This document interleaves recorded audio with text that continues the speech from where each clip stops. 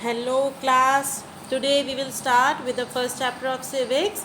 This is chapter 1 diversity and it is on page number 193. Look, it is on page number 193 of your social book time tales, and here we will start with chapter 1.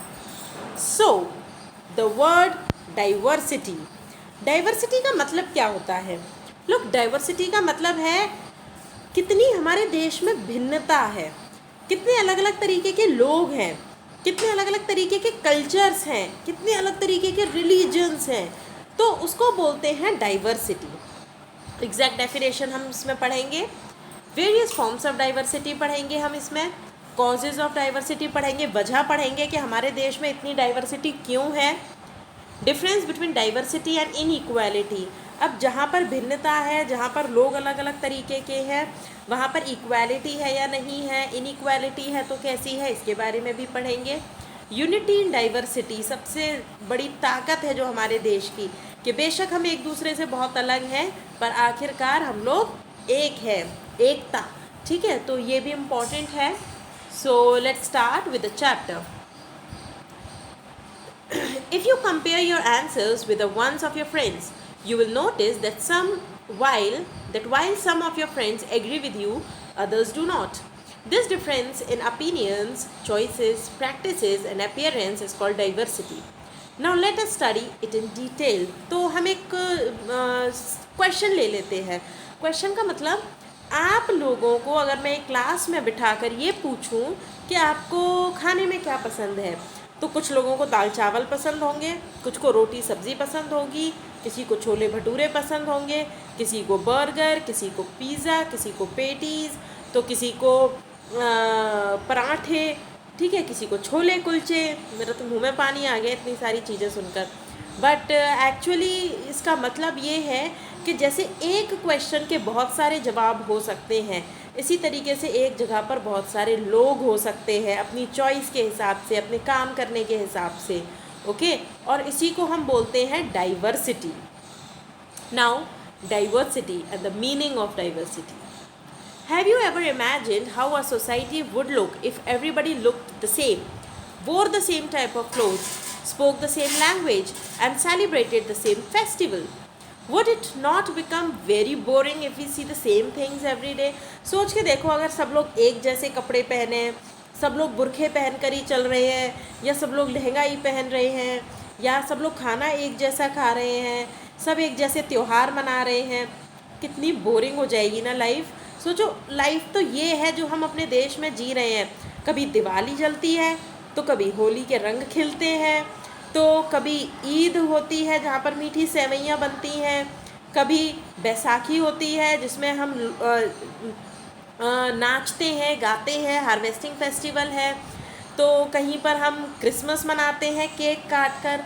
तो देखा कितनी variety है. मतलब हमारे पास एक तरीके का ही festival नहीं है, इतने सारे तरीके के फेस्टिवल्स हैं, तो हमें ना प्रॉपर इन्जॉय कर पाते हैं ना.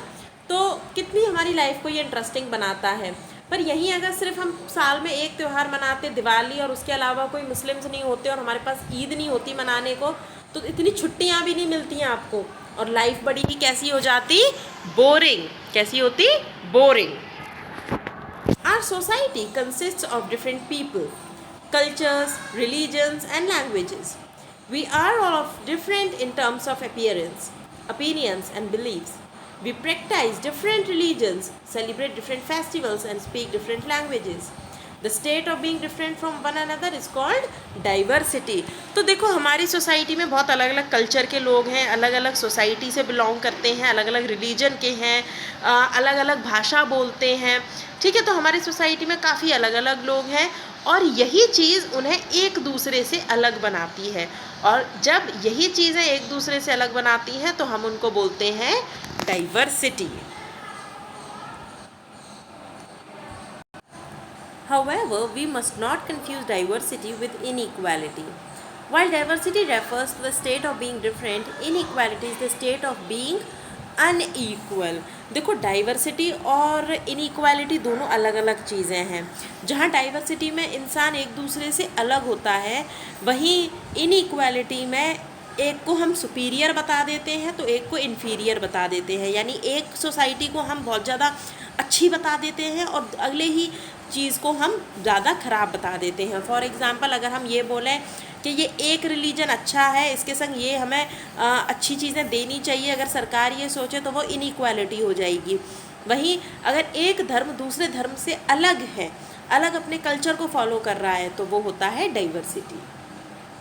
Inequality emerges out of a lack of resources and opportunities that are available to other people in the society.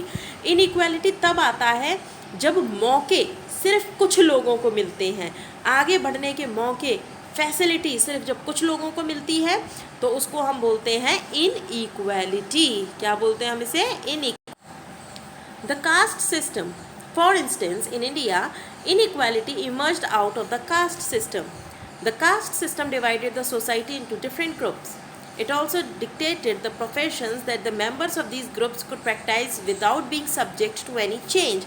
हमारी सोसाइटी में सबसे ज़्यादा जो ख़राब चीज़ है वो है कास्ट सिस्टम।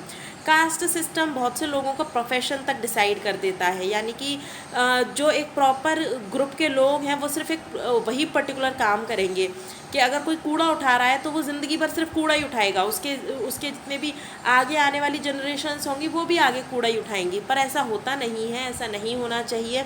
हो सकता है कि किसी वजह से वो आज कूड़ा उठा रहे हैं, आज वो इतना इस टाइप का काम कर रहे हैं, पर आगे जाके अगर उन्हें अपॉर्चुनिटीज़ मिले, उन्हें मौके मिले, तो हो सकता है कि उनके बच्चे भी कुछ अच्छा जीवन में कर पाएँ।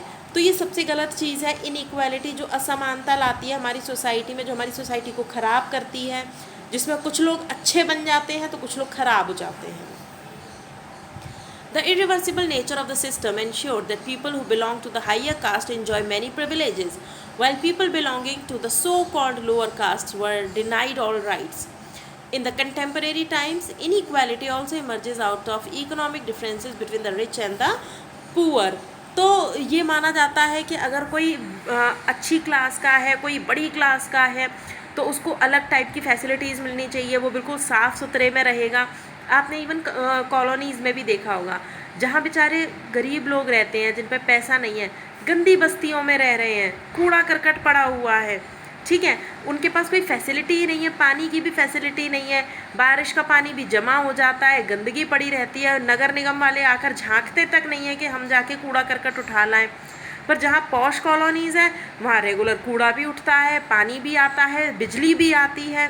तो इस तरीके से जो सो कॉल्ड हाई क्लास और लोअर क्लास की चीज़ें आती हैं, ये इनइक्वालिटी लाती हैं हमारी सोसाइटी में। और पहले तो ये होता था इकोनॉमिक डिफरेंसेस के बेसिस पे कि किसी के पास पैसा है, किसी के पास पैसा नहीं है। कॉजेज़ ऑफ डाइवर्सिटी, वजह क्या है? So it is history, geography, यानी कि कौन सा कोई कहाँ रहता है, किस एरिया में रहता है। ऑक्यूपेशनल डिफरेंसेस, कौन काम क्या करता है। अगर आप ये मान के चलो कोई पंडित है जो मंदिर में बैठा है, उसको सारी प्रिविलेज है, ठीक है, और कोई है जो बेचारा एक बस्ती में रहता है और गलियों में कूड़ा उठाता है, उसकी कंडीशन अलग है। तो ऑक्यूपेशन मतलब उनका जो पेशा है, उनका जो काम है, वो उनको डाइवर्सिटी की तरफ ले जाता है। लैंग्वेज के बेसिस पर भी होता है। रिलीजन यानी कि धर्म के बेसिस पर। इसके अलावा physical characteristics of the people, यानी कि लोग कैसे दिखते हैं।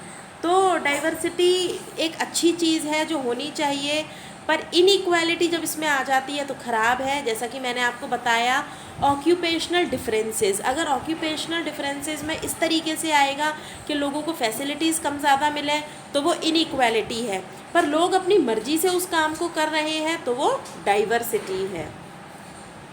Now history, people around the world traveled from one country to another in search of new land, jobs or trade partners. Some of them also settled in these countries, thereby introducing new customs and culture to the existing inhabitants of the country. तो जो लोग थे वो एक जगह से दूसरी जगह गए in search of new land, नई जगह के लिए, जॉब्स के लिए, पार्टनर्स के, ट्रेड पार्टनर्स के लिए, ओके। तो और उन अलग अलग जगह पर जाकर वो लोग बस गए और अपने साथ जैसे लेकर गए वो कल्चर, जब वो एक जगह से दूसरी जगह गए तो उस दूसरी जगह का उस दूसरी जगह पर वो अपना कल्चर लेकर गए। तो हो गया ना, यहाँ पर जैसे मुगल्स आए तो मुगल्स अपना कल्चर लेकर आए, इस्लामिक कल्चर लेकर आए। तो यहाँ पर इतने सारे मॉन्यूमेंट्स हैं जो कि इस्लामिक कल्चर को डिपिक्ट करते हैं। ठीक है, मुगलियाई खाना सबका फेमस है। ओके, तो जैसे जैसे लोग जब अपनी जगह चेंज करते हैं तो जिस जगह पर वो जाते हैं तो अपने संग अपना कल्चर भी लेकर जाते हैं। When new customs and the prevailing culture of the natives amalgamated, diverse social practices were introduced in society.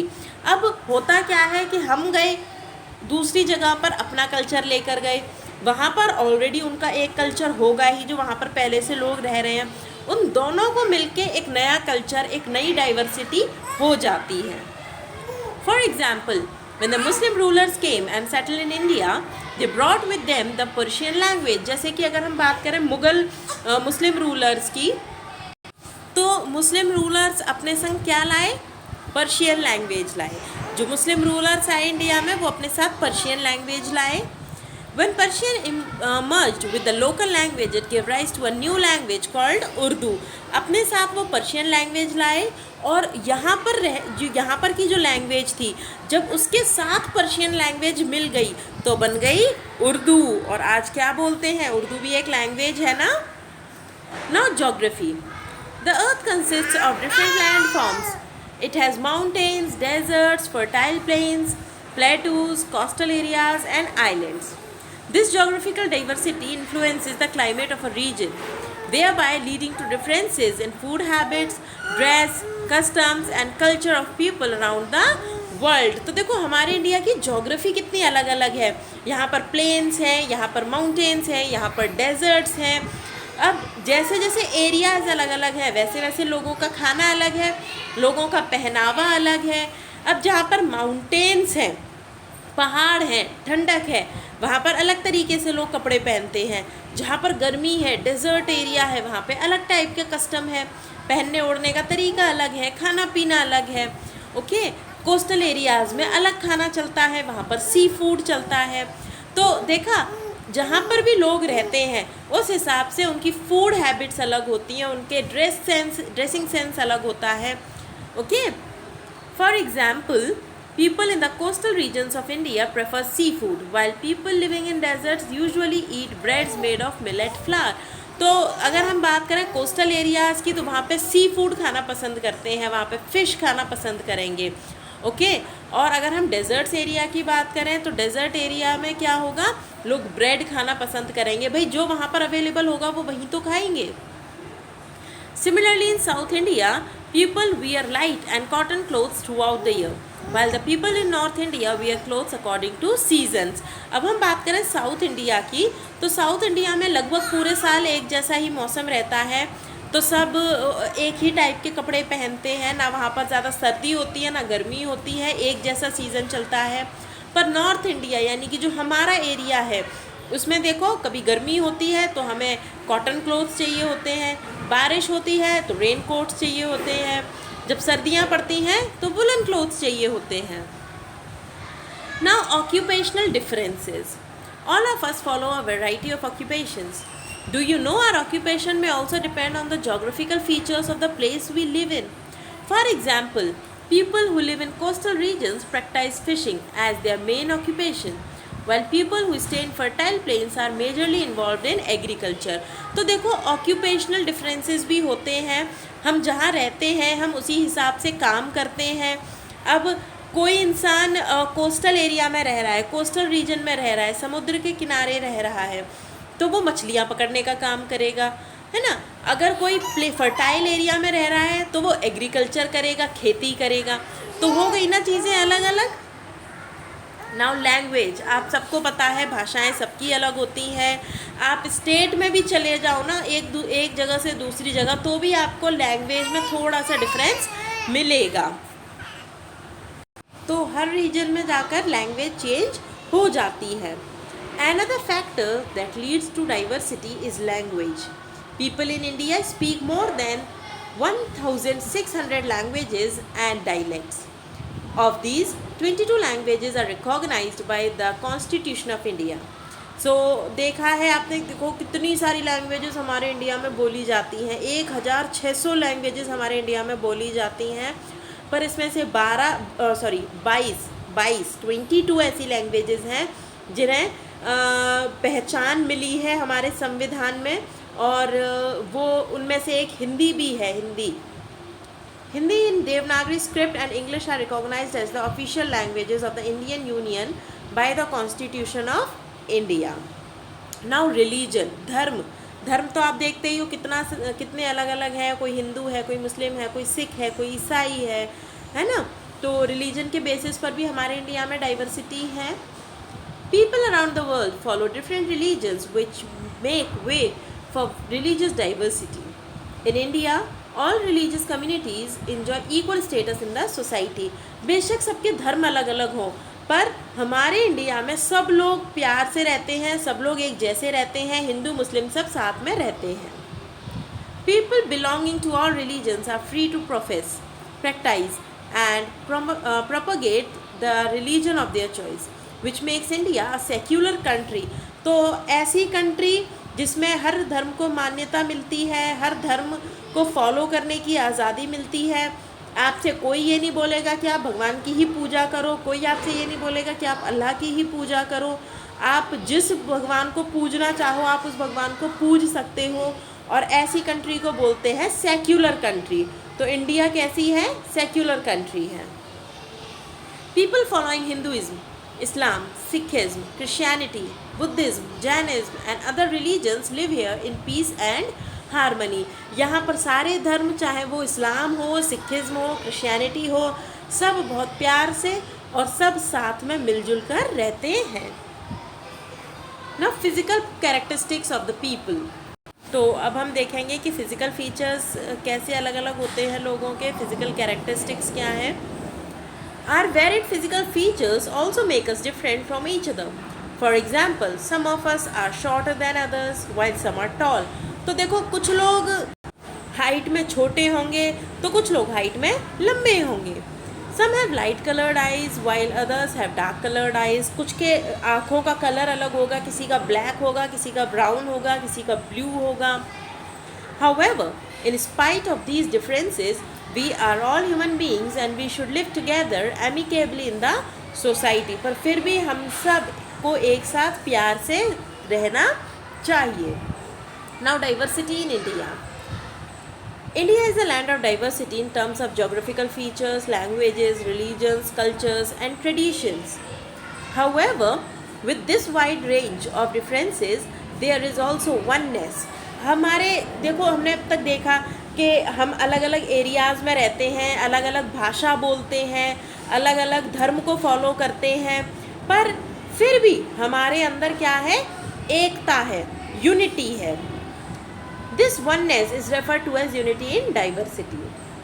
It means that despite the differences in languages, religions, culture and traditions, people are proud to be known as Indians. The unity in diversity का मतलब बेशक हम एक दूसरे से अलग हों, बेशक हम लैंग्वेज अलग अलग बोलते हों, हम अलग अलग रहते हों, हमारे पहनने ओढ़ने का तरीका अलग हो, पर हमें सबको गर्व है कि हम सब इंडिया के सिटीजन्स हैं।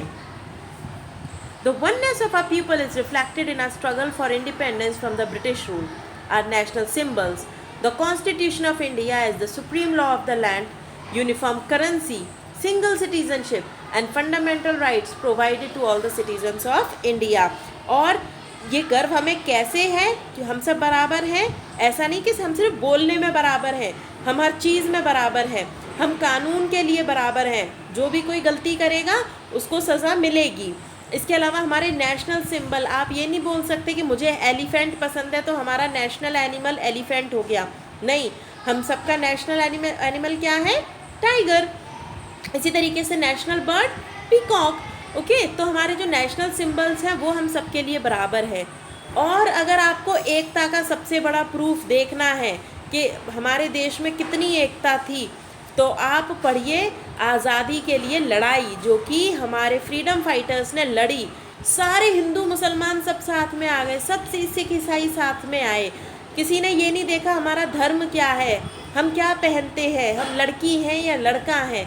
सब ने बराबर की हिस्सेदारी करी, फ्रीडम फाइटर्स सब मिलकर आकर लड़े हमारी इंडिपेंडेंस की लड़ाई में।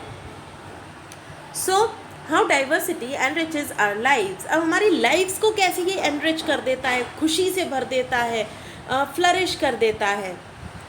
Diversity enriches our lives in many ways, it adds colour to our lives, it gives us a chance to live with different people, ये एक तो हमें चांस देता है अलग अलग लोगों के संग जीने का। क्लास में अगर सारे ही एक रिलीजन के हो जाएंगे तो कोई मज़ा नहीं आएगा, पर सब अलग अलग रिलीजन के होते हैं तो कितना मज़ा आता है। कोई ईद मनाता है, कोई केक काट कर क्रिसमस मनाता है, तो कोई बैसाखी मनाता है, कोई दिवाली और होली मनाता है ना। अब आप सोच के देखो कि आप होली दिवाली मना रहे हो, अब ईद मनाने के लिए आपके पास कोई दोस्त नहीं है तो क्या करोगे, बोरिंग हो जाएगी ना लाइफ। तो हमारे पास ऐसा दोस्त भी होना चाहिए जिसके संग हम ईद मना पाएँ जब भी हम दिवाली और होली से बोर हो जाएं। Okay, in a diverse society we recognize the different characteristics of everyone, appreciate the differences and learn from each other's culture, ideologies and traditions. It teaches us to be tolerant of opinions and beliefs of the people around us. और हर किसी की इज्जत करो, हर धर्म की इज्जत करो, हर धर्म कुछ ना कुछ सिखाता है, उस चीज़ को सीखो। ऐसा नहीं है कि हम किसी भी धर्म से कुछ नहीं सीखेंगे, बिल्कुल भी ऐसा नहीं है। हर धर्म कुछ ना कुछ सिखाता है और हमारे धर्म के अलावा हमें बाकी धर्मों की भी जानकारी होनी चाहिए। The term unity in diversity was first talked about Jawaharlal Nehru in his book The Discovery of India. अब हम पढ़ेंगे case study. Let us take the examples of Ladakh and Kerala to see how diversity flourishes in India. तो अब हम देखेंगे लद्दाख जो कि Jammu and Kashmir में है, और दूसरा हम पढ़ेंगे लद्दाख के बारे में जो जम्मू कश्मीर में है, और दूसरा हम पढ़ेंगे केरला के बारे में जो कि साउथ इंडिया में है। Ladakh is a part of the state of Jammu and Kashmir. It is characterised by scanty rainfall, no vegetation and shortage of water. तो यहाँ पर बारिश कम पड़ती है, यहाँ पर पानी की कमी है, यहाँ पर वेजिटेशन भी कम होता है. It is also called a cold desert, इसीलिए हम इसे क्या बोलते हैं, कोल्ड डेजर्ट बोलते हैं, क्योंकि यहाँ पर अच्छी खासी ठंड पड़ती है. In the previous times, it gained its fame being the best trade routes and linked with the famous Silk Route. Caravans traveled through it and carried textiles, spices, raw silk and carpet. पहले यहाँ से trade हुआ करता था, यहाँ पर textile, spices और silk का ट्रेड हुआ करता था, व्यापार हुआ करता था, और ये जोड़ने के काम करता था अलग अलग एरियाज़ को ट्रेड के लिए. It is a home to both Buddhists and Muslims. The main occupation in Ladakh is livestock rearing, which provides people with pashmina wool, meat and milk products such as cheese and butter. तो यहाँ पर ये लोग भेड़ बकरियाँ पालते हैं जिससे कि इन्हें वूल मिलती है, मीट मिलता है और मिल्क प्रोडक्ट्स मिलते हैं. अब हम बात करेंगे केरला की. It is a state in South India surrounded by hills on one side and the sea on the other side. तो एक तरफ इसके पहाड़ हैं जबकि दूसरी तरफ यहाँ पर नदी है. It is characterized by a dozen shades of green and blue due to its lush green vegetation and abundant rainfall. बड़ा ही सुंदर सा सिटी है, बड़ा ही सुंदर सा सिटी नहीं सॉरी स्टेट है केरला, सिटी नहीं स्टेट है. केरला स्टेट बहुत ही सुंदर स्टेट है, और ये सुंदर इसलिए है क्योंकि यहाँ पर बारिश पड़ती है तो ब्लू कलर दिखता है, और आप देखो कि जब बारिश पड़ती है तो कितनी ग्रीनरी हो जाती है ना. इवन हमारे भी गार्डन में कितनी ग्रीनरी हो जाती है, तो जब यहाँ बारिश पड़ती होगी तो यहाँ कितनी ग्रीनरी होती होगी. तो ब्लू कलर पानी का हो जाता है और ग्रीन कलर यहाँ के वेजिटेशन का, हरियाली का हो जाता है. तो आप खुद सोच सकते हो कि कितना सुंदर माहौल बनता होगा. In the previous times, it was renowned for trading spices with Jewish and Arab traders. पहले ये स्पाइसेस के लिए फेमस था, यहाँ पे बहुत ही वैरायटी के मसाले उगते हैं. It is a home to Muslims, Jews and Christians, Hindus and Buddhists. देखो यहाँ पर कितने धर्म के लोग रहते हैं, यहाँ पर मुस्लिम्स भी हैं, यहाँ पर हिंदूज़ भी हैं, यहाँ पर बुद्धिस्ट भी हैं, तो है ना कितने सारे लोग. The two major occupations in Kerala are fishing and agriculture. Rice is a staple crop of Kerala. यहाँ पर सबसे ज़्यादा राइस होता है। राइस उस जगह पर होता है जहाँ पर पानी अच्छी मात्रा में होता है, तो यहाँ पर पानी होता है, इसलिए यहाँ पर राइस यानी कि चावल सबसे ज़्यादा उगते हैं। और लोग जैसे हम नॉर्थ इंडियन है ना, तो हम रोटी खाते हैं डेली में, सुबह दोपहर शाम हमारा रोटी से काम चलता है। इसी तरीके से साउथ इंडिया में वो लोग हर मील में चावल खाते हैं। Thus, the diet of the people in Kerala includes rice, fish, and vegetables. It is also famous for its annual snake boat race. Annual snake boat race मतलब वो बोट रेस होती है ना, लंबी लंबी नाव होती हैं और उनकी रेस होती है, उसके लिए भी केरला फेमस है। अब मुझे लगता है कि आप लोगों ने देखा होगा कि जब हमने लद्दाख की बात करी तो यहाँ पानी की कमी थी, लोग एग्रीकल्चर कम कर पाते थे, और यहाँ पर ये लोग लाइव स्टॉक को पालते हैं जिससे कि अपनी लाइवलीहुड को चला पाएँ। जबकि केरला में ये लोग एग्रीकल्चर अच्छा कर सकते हैं क्योंकि यहाँ पर पानी है, इसके अलावा ग्रीन वेजिटेशन अच्छा होता है। Okay, now you have to do these key terms in your notebook and draw this mind map in your notebook. Okay, in the next class we will study about the next chapter. Okay, till then, bye.